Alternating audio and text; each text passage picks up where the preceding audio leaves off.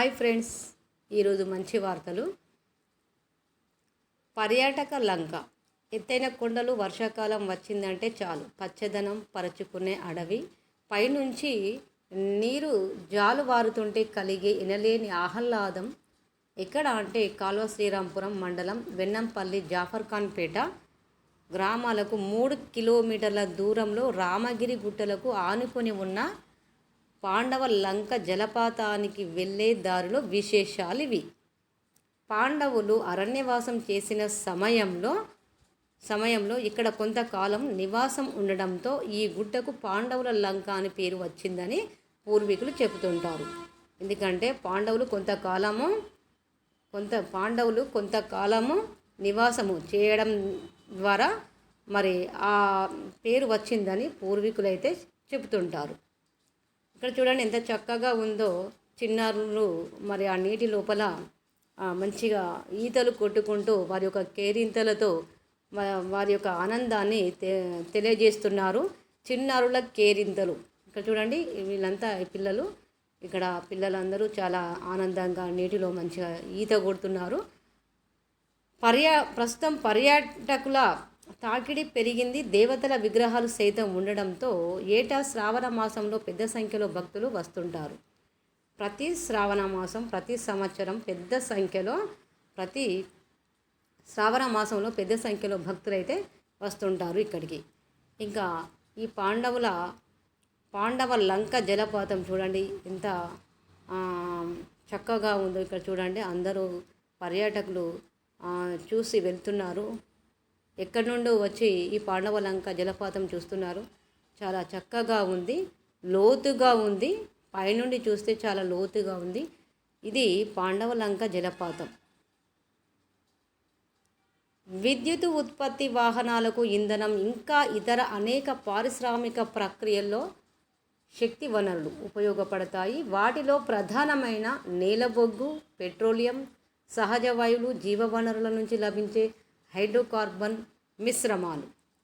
ఇవి చిన్న పరిమాణంలోనే అధిక శక్తిని ఉత్పత్తి చేస్తాయి. ప్రపంచవ్యాప్తంగా విస్తృతంగా లభ్యమవుతున్నాయి. శక్తి వనరులో ఎప్పటికీ తరిగిపోనివి కొన్ని ఉంటే వాడిన కొద్దీ తగ్గిపోయేవి మరికొన్ని కూడా ఉన్నాయి. ఈ నేపథ్యంలో రకరకాల శక్తి వనరులు, వాటి ఉపయోగాలు, ఉత్పన్నమయ్యే తీరు, ముఖ్యంగా లభించే ప్రాంతాలు తదితర వివరాలను పోటీ పరీక్షార్థులు తెలుసుకోవాలి. సంబంధిత సాంకేతికతలు, సరఫరా అంశాలపై అవగాహన పెంచుకోవాలి. చూడండి, విద్యుత్ ఉత్పత్తి, వాహనాలకు ఇంధనం, ఇంకా ఇతర అనేక పారిశ్రామిక ప్రక్రియలో శక్తి వనరులు. చూడండి ఫోటోలో ఎంత చక్కగా ఉంది. చాలా ప్రకృతి చాలా అందంగా కనబడుతుంది. ఈ చిత్రంలో ఒక బాలిక ఉన్నది కదా, మరి ఈ బాలిక జ్వరం వచ్చిందట. ఈ బాలికకు 4-5 రోజుల బట్టి జ్వరం వస్తుండగా సమీపంలోని ప్రాథమిక ఆరోగ్య కేంద్రంలో చూపించారట వాళ్ళ తల్లిదండ్రులు. మరి అలా కూడా తగ్గకపోవడంతో ప్రైవేటు ఆసుపత్రిలో చికిత్స ఇప్పిస్తున్నారు. శుక్రవారం నాడు ఏమైందంటే మధ్యాహ్నం ఇంటి వద్ద అన్నం తిన్న తర్వాత వాంతులు చేసుకుందంట. త్వరగా ఆమెను ఆసుపత్రికి తీసుకెళ్తుండగా మార్గ మధ్యంలోనే ఈ బాలిక చనిపోయింది. ఎందుకంటే జ్వరం వచ్చింది కాబట్టి ఆ జ్వరము మరి డెంగ్యూ జ్వరమే కదా, అందువల్ల ఆ పాప చనిపోయింది. ఎక్కువగా విజృంభిస్తున్న డెంగీ కేసులు. జిల్లా వ్యాప్తంగా జనవరి నుంచి ఇప్పటి వరకు 100కు పైగా డెంగీ కేసులు నిర్ధారణ అయినట్లు వైద్య ఆరోగ్య శాఖ నివేదికలు చెబుతుండగా కరీంనగర్ నగర పరిధిలోనే 47కు పైగా నమోదయ్యాయి. కరీంనగర్ జిల్లా వ్యాప్తంగా 47కు డెంగీ కేసులు నమోదయ్యాయి. దోమల సంఖ్య విపరీతంగా పెరిగింది. వాతావరణ మార్పులు కూడా మంచాన పడేస్తున్నాయి. కేసుల సంఖ్య రోజుకు విజృంభిస్తున్నాయి. కేసుల సంఖ్య అంటే దోమల వల్ల వచ్చేటువంటి జ్వరాల వల్ల అందువల్ల ఆ వచ్చినటువంటి కేసులు ఎక్కువగా రోజుకు ఎక్కువ అవుతున్నాయట. జిల్లా కేంద్రంలోని ప్రభుత్వ ప్రైవేటు ఆసుపత్రులు కిటకిటలాడుతున్నాయి. జిల్లా ఆసుపత్రిలో పిల్లల వార్డు జ్వర బాధితులతో కిక్కిరిసి పోయింది. అంటే ఆ పిల్లల వార్డు ఉంటుంది కదా, ఆ పిల్లల వార్డు చాలా మంది పిల్లలు ఉండడం వల్ల ఆ హాస్పిటల్ అనేది కిక్కిరిసిపోయిందని ఇవ్వడం అయితే జరిగింది. దోమ వల్ల వచ్చేటువంటి డెంగ్యూ కేసులు మొత్తము జిల్లా వ్యాప్తంగా అంటే కరీంనగర్ జిల్లాలో మరి ఎక్కువ శాతము డెంగీ కేసులు నమోదు కావడము జరుగుతుందట. ప్రయాణాల్లో సేఫ్గా హెల్ప్ లైన్ ఇక్కడ చూడండి. ట్రావెల్ సేఫ్నే క్లుప్తంగా టీ సేఫ్గా పిలుస్తున్నారు. యాప్ డౌన్లోడ్ చేసుకుని లాగిన్ అవ్వగానే మానిటరింగ్ డయల్ 100 ఆప్షన్లు కనిపిస్తాయి. మానిటరింగ్ నొక్కి చేరుకోవలసిన ప్రదేశం, వెళుతున్న వాహనం వివరాలు అందిస్తే చాలు పర్యవేక్షణ మొదలవుతుంది. అత్యవసరమైతే 100 నొక్కితే సరి. పోలీసులు అలర్ట్ అవడమే కాదు, మీ లొకేషన్ ఆధారంగా సంబంధిత స్టేషన్కు వివరాలు వెళ్తాయి. 5 నిమిషాల్లో పోలీసులు మీ నంబర్కు ఫోన్ చేస్తారు. స్పందించకపోతే నేరుగా లొకేషన్కు వచ్చేస్తారు. ఇదండి 100 నెంబర్ కనుక డయల్ చేసినట్లయితే మరి ఎక్కడ ఉన్నా కూడా ఆ లొకేషన్కు వారికి పోలీసు వాళ్ళకు చేరుతుంది. వాళ్ళు ఆ ప్రదేశానికి రావడం అనేది జరుగుతుంది. ట్రావెల్ సేఫ్నే క్లుప్తంగా టీ సేఫ్గా పిలుస్తారు. ఇదే టీ సేఫ్ అన్నమాట. ఈ యాప్ కనుక డౌన్లోడ్ చేసుకొని మీ మొబైల్లో పెట్టుకుంటే ఎక్కడికి వెళ్ళినా కూడా మరి మీరు చేరాల్సిన ప్రదేశానికి క్షేమంగా చేరుకుంటారు. ఎందుకంటే ఇంటికి వెళ్ళడానికి మార్గ మధ్యంలో ఏమైనా జరిగితే ఇలా చేయడానికి టీ సేఫ్ యాప్ను డౌన్లోడ్ చేసుకోవాలని ఇక్కడ పేపర్లో అయితే ఇవ్వడం జరిగింది. యాప్లోనే కాదు, వెబ్సైట్లోనూ కూడా ఈ సేవలను పొందొచ్చు. ప్రయాణం ప్రారంభించే ముందు వివరాలను నమోదు చేసి మానిటరింగ్ రిక్వెస్ట్ పెట్టుకుంటే చాలు. ఎలాంటి భయం లేకుండా మన గమ్యస్థానాలకు చేరుకోవచ్చు. స్మార్ట్ ఫోన్ లేని వాళ్ళు ప్రయాణానికి ముందు 100కు డయల్ చేసి ఐవీఆర్ ద్వారా 8 నెంబర్ను క్లిక్ చేసి వివరాలను తెలియజేస్తే సెల్ టవర్ ఆధారంగా లొకేషన్ పోలీసులు గుర్తిస్తారు. రిక్వెస్ట్ పెట్టాక ప్రతి 15 నిమిషాలకు ఫోన్కు ఆటోమేటిక్గా సేఫ్టీ మెసేజ్ లేదా కాల్ వస్తుంది. వాటికి స్పందిస్తే మనం సురక్షితంగా ఉన్నామని పోలీసులు ధృవీకరించుకుంటారు. లేదంటే లొకేషన్ ఆధారంగా పోలీసులు మనం ఉన్న చోటికే డైరెక్ట్గా వచ్చిస్తారు. ఇదండి ట్రావెల్ సేఫ్నే క్లుప్తంగా టీ సేఫ్గా పిలుస్తున్నారు. ఈ యాప్ కనుక మొబైల్లో డౌన్లోడ్ చేసుకొని పెట్టుకోవాలి. ఇక్కడ అంకిత భావం, స్వయం కృషి, వినూత్నం ఈ లక్షణాలు ఉండాలి. కానీ ఎదుగుదలకు అవకాశాలు అపారమని నిరూపించారు వీళ్ళు. వీళ్ళ యొక్క సంపద ఎంత ఉంటుందంటే కోట్లలో ఉంది వీళ్ళ యొక్క సంపదన. ఎందుకు ఇలా వచ్చింది? వీళ్ళు ఏం చేస్తున్నారని అంటే అంకిత భావం, స్వయం కృషి. మనిషికి ఉండాల్సింది అంకిత భావం, స్వయం కృషి, వినూత్నం. ఈ లక్షణాలు కనుక ఉన్నట్లయితే ఎదుగుదలకు అవకాశాలు అపారమని నిరూపించారు వీళ్ళు. 40లోనే 1000 కోట్లకు పడగలెత్తారు. హురున్ ఇండియా రిచ్ లిస్ట్ 2024లో స్వశక్తితో ఎదిగిన మహిళలుగా తమ ప్రత్యేకతను చాటి యువతరానికి స్ఫూర్తిగా నిలుస్తున్నారు. ఈ ఫోటోలో కనపడుతున్నటువంటి వారి యొక్క పేర్లు, వారి యొక్క సంపద ఇక్కడ చూడండి. 16 ఏళ్ళకే వ్యాపార పాఠాలు దేవిత సరాఫ్.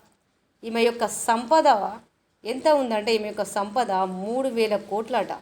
ఈమె యొక్క సంపద 3000 కోట్లు. ఇక్కడ కూడా ఈమె చూడండి చక్రాల కుర్చీ నుంచి బోర్డు రూముకు నేహా బన్సల్. ఈమె యొక్క సంపద ఎంత ఉంది అని అంటే 3100 కోట్లంట. అంటే ఎదగాలే కానీ లక్షణాలు కొన్ని ఉండాలి. ఆ లక్షణాలు ఏంటి అంటే అంకిత భావం, స్వయం కృషి, వినూత్నం. ఈ లక్షణాలు కనుక ఉన్నట్లయితే ప్రతి ఒక్క మహిళ ముందడుగులో ఉంటుంది. ఈమె యొక్క సంపద ఇలా ఉంది. ఈమె కూడా యువత స్టాక్ మార్కెట్ బాటా కవిత సుబ్రహ్మ. ఈమె యొక్క సంపద 2700 కోట్లు. ఈమె యొక్క సంపద 2700 కోట్ల రూపాయలు. ఈమె యొక్క సంపద అంటే ఊరికనే వస్తాయా డబ్బులు? వారు స్వయం కృషితో ఎదిగారు కాబట్టి వాళ్ళ యొక్క సంపదను వాళ్ళు నిరూపించుకున్నారు. ఇక్కడ చూడండి, వద్దనుకున్న అమ్మాయి. ఈమె కూడా మరి చక్రాల కుర్చీలో కూర్చొని ఉన్నట్టుగా కనిపిస్తుంది కదా. ఈమె పేరే మోనా అగర్వాల్. వద్దనుకున్న అమ్మాయి ఎక్కడ అంటే రాజస్థాన్లోని సికార్కు చెందిన 36 ఏళ్ల మోనా అగర్వాల్ జీవితంలో ఎన్నో మలుపులు ఉన్నాయి. అప్పటికే ఆ తల్లిదండ్రులకు 2 ఆడపిల్లలు ఉన్నారట. అప్పటికే వాళ్ళ తల్లిదండ్రులకు 2 ఆడపిల్లలు. ఎక్కడ అంటే ఇది రాజస్థాన్లోని సికార్కు చెందిన 36 ఏళ్ల మోనా అగర్వాల్. 3వ కాన్పులో అబ్బాయి పుట్టాలని వాళ్ళ నాన్న కోరుకున్నాడట. కానీ మోనా జన్మించింది. ఈ అమ్మాయి తమకు అవసరం లేదనుకున్నారు. ఇక 2 ఆడపిల్లలు ఉన్నారు కదా, మరి 3వ కాన్పులో అబ్బాయి పుడతారని అనుకున్నారు వాళ్ళ యొక్క తల్లిదండ్రులు. కానీ మోనా జన్మించింది. ఈ అమ్మాయి తమకు అవసరం లేదనుకున్నారు. కానీ పేగుబంధాన్ని దూరం చేసుకోలేకపోయారు. పైగా 9 నెలల వయసులోనే పోలియోతో మోనా కాళ్ళు చచ్చుబడిపోయాయి. అప్పుడు అమ్మమ్మే అన్నీ చూసుకుంది.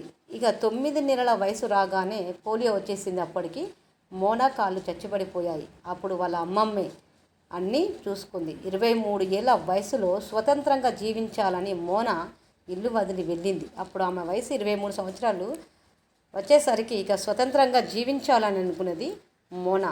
అంటే పట్టుదల ఉంటే ఏదైనా సాధించవచ్చు కదా. కాబట్టి ఈ మోనా 23 సంవత్సరాలు రాగానే ఇల్లు వదిలి వెళ్ళిపోయిందట. వివిధ ఉద్యోగాలు చేసింది. 2016లో ఆమె దృష్టి పారా అథ్లెటిక్స్ వైపు మళ్ళింది. ఇక చూడండి, త్రో క్రీడాంశాల్లో రాష్ట్ర స్థాయిలో పథకాలు గెలిచింది. పవర్ లిఫ్టింగ్లోనూ కూడా రాణించింది. సిట్టింగ్ వాలీబాల్లోనూ మెరిసింది. మోనా ఆలస్యంగానే షూటింగ్లో అడుగుపెట్టింది. ఆమె 2021 డిసెంబర్లోనే తుపాకీ పట్టుకుంది. గతేడాదే అంతర్జాతీయ అరంగేటం చేసింది. కానీ తక్కువ కాలంలోనే గురిచూసి కాల్చడంపై పట్టు సాధించింది.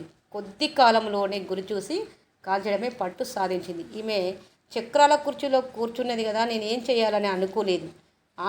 ఆమెకు పట్టుదల ఉన్నది, అంకిత భావం ఉంది, స్వయం కృషి ఉంది, వినూత్న ప్రయత్నం ఉంది. కాబట్టి ఈమె ఆ పట్టుతోటే కొద్ది సమయంలోనే గురి చూసి కాల్చడంపై పట్టు సాధించింది. ఆడిన రెండు ప్రపంచ కప్పుల్లోనే వ్యక్తిగత స్వర్ణాలు గెలిచింది.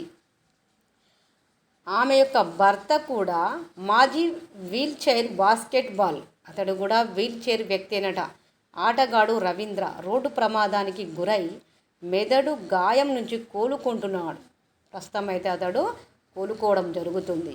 ఈ సమయంలో ఓవైపు 2 పిల్లలను చూసుకుంటూనే ఈమె ఏం చేశారంటే పారాలింపిక్స్ కోసం ఆమె పారాలింపిక్స్ కొరకు ఆమె సిద్ధమవుతుంది.